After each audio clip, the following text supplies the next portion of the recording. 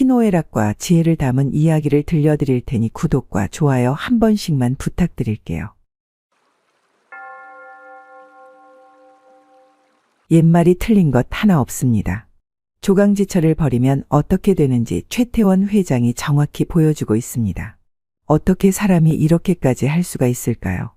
이미 가정은 되돌릴 수 없지만 이번 일을 통해 조강지처를 홀대하면 어떻게 되는지 세상 사람들이 제대로 인식했으면 좋겠습니다. 과연 어디서부터 잘못된 것일까요? 최태원 회장은 1988년 당시 대통령이었던 노태우의 딸 노소영님과 결혼하며 화제를 모았습니다. 대체로 재벌가라면 혼맥을 쌓기 위해 정략 결혼을 하기 마련인데요. 의외로 이 두 사람은 연애를 통해 결혼을 했습니다. 미국 유학 시절 시카고 대학교에서 박사과정을 밟으며 사랑에 빠졌고 결혼 후에는 곧장 아이를 셋까지 낳았습니다. 재벌가에서 보기 드문 금슬 좋은 부부애를 과시했습니다. 이때 최태원 회장의 SK는 승승장구하면서 가정과 사업 모두 평온해 보였습니다. 그러나 최태원이 분식회계 횡령 등으로 옥중 생활을 반복하면서 행복했던 결혼 생활에도 조금씩 금이 가기 시작했습니다. 이 과정에서 두 사람의 불화설까지 제기되며 최태원 노소영의 실제 사이가 원수보다 못한다는 이야기가 나돌았습니다. 한간의 소문은 굴뚝 없이 연기 나지 않는다는 말처럼 아예 뜬구름 잡는 소리는 아니었겠지만 그럼에도 둘은 이혼만큼은 하지 않고 버텨왔습니다. 가정을 어떻게든 유지해왔죠. 하지만 2015년에 드디어 마침내 터질게 터지고 말았습니다. 최태원이 한 언론사에 자신의 결혼 생활을 둘러싼 변화들을 낱낱이 공개한 장문의 편지를 보낸 것인데요. 최태원 회장이 자신의 편지로 밝힌 바에 따르면 최태원은 당시 이미 내연녀 김희영과 동거 중이었고 노소영과는 성격 차이로 무려 10년째 별거를 하고 있으며 두 사람은 곧 이혼을 앞두고 있다고 했습니다. 여기서 더 충격적이었던 것은 이미 내연녀 김희영 씨와의 사이에서 낳은 혼외 자식이 존재하고 있고 이를 노소영 님도 알고 계셨다는 겁니다. 조강지처를 버리는 것을 넘어서 가슴을 후벼 파버린 셈입니다. 우리나라 국민이라면 누구나 아는 것처럼 우리나라는 일부 다처제가 허용되지 않습니다. 물론 부부 사이에 문제가 생기면 이혼을 할 수도 있는 것이죠. 그런데 이 경우는 이혼을 하지도 않은 상태에서 이미 혼외자를 두고 있었기에 국민들의 큰 공분을 샀습니다. 그룹의 이미지 또한 훼손이 되어버렸죠. 아내와 무려 3명의 자식이 시퍼렇게 눈뜨고 있는 상황에서 대놓고 불륜을 저지르고 오히려 그 책임을 남에게 넘기는 모습은 정말로 세상의 모든 욕을 먹기에 충분했습니다. 이 와중에 정말 안타까운 것은 노소영은 이혼만큼은 해줄 수 없다며 강경하게 나왔습니다. 가정을 지키기 위해서라고 말이죠. 하지만 이미 사랑에 빠져버린 최태원 역시 강하게 나왔습니다. 가정으로 돌아가지 않은 채 이혼을 요구했고 그룹의 돈으로 내연녀를 지원하는 등 막장 행동까지 서슴지 않았습니다. 이 두 사람의 싸움은 기세등등한 최태원 회장의 승리로만 돌아갈 것처럼 보였습니다. 그래서인지 김희영은 최태원이 설립해준 재단의 이사장으로 공식 행사에 활동하며 최태원과 함께 나란히 등장하기도 했습니다. 마치 자신이 정식 부인이 된 것 마냥 말이죠. 이 모든 것을 지켜보던 노소영은 얼마나 가슴이 무너져 내렸을까요? 사람들은 이때까지만 해도 기세등등한 최태원 회장이 모든 것을 다 가져갈 것이라고 생각했습니다. 그래서인지 그의 장인 노태우 전 대통령이 사망했을 때도 사위로서 당연히 상주 역할을 해야 했지만 조용히 조문만 하고 돌아가 뻔뻔함의 극치를 보여줬습니다. 아버지의 상을 치르면서도 수없이 이혼과 관련되어서 자신의 이름이 언론에 오르락내리락 해오던 노소영은 결국 지쳤습니다. 2019년 12월 더 이상 이 관계에 희망이 없다며 이혼 맞소송을 진행했고 자신의 부친 덕분에 SK그룹이 성장할 수 있었다고 주장하며 최태원 회장의 재산 절반을 요구하고 나섰습니다. 당시에는 모두가 노소영이 참패할 것이라고 생각했습니다.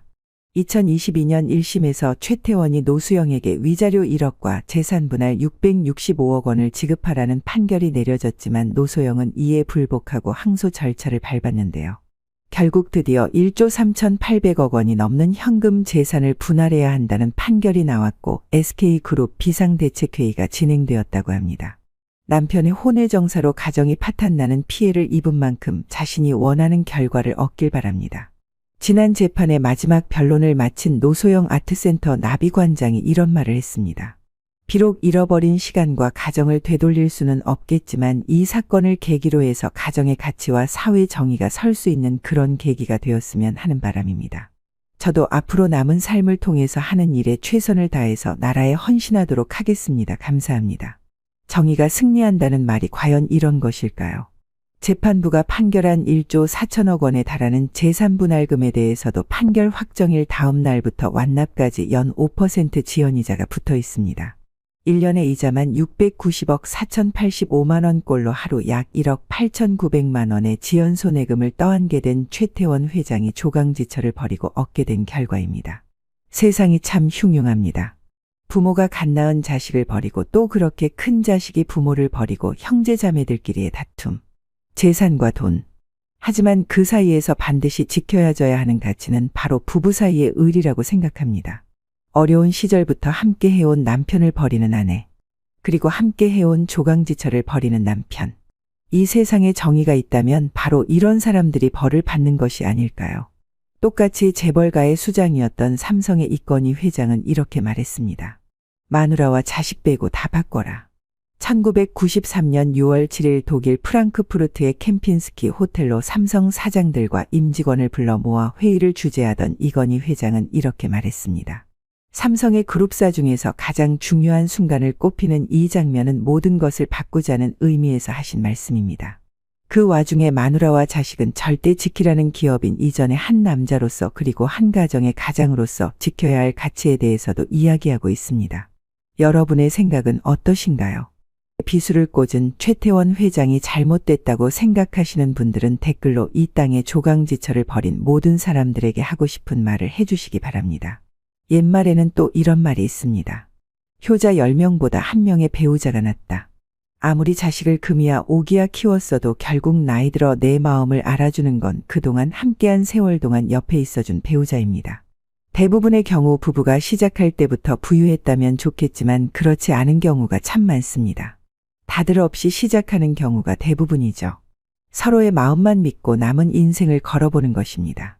그렇게 없이 시작할 때는 알콩달콩 좋았다가 점점 삶이 살만해지니까 다른 것이 눈에 들어오기 시작하는 것입니다.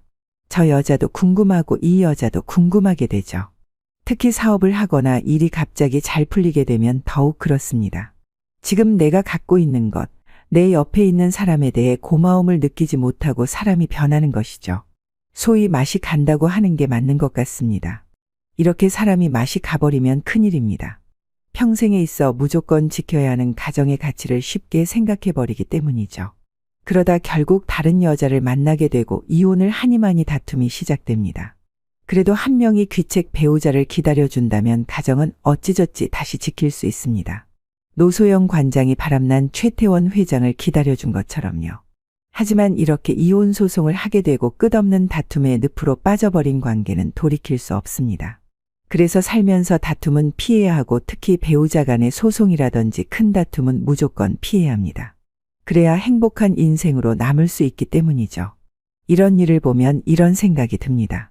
아무리 돈이 많으면 뭐 하겠습니까? 그 돈 많은 최태원 회장도 조강지처를 벌인 벌 아닌 벌을 받고 있습니다. 이번 사건을 통해 가정의 가치가 세상에 각인되는 계기가 되었으면 좋겠습니다.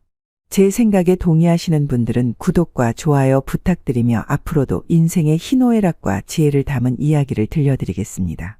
정말로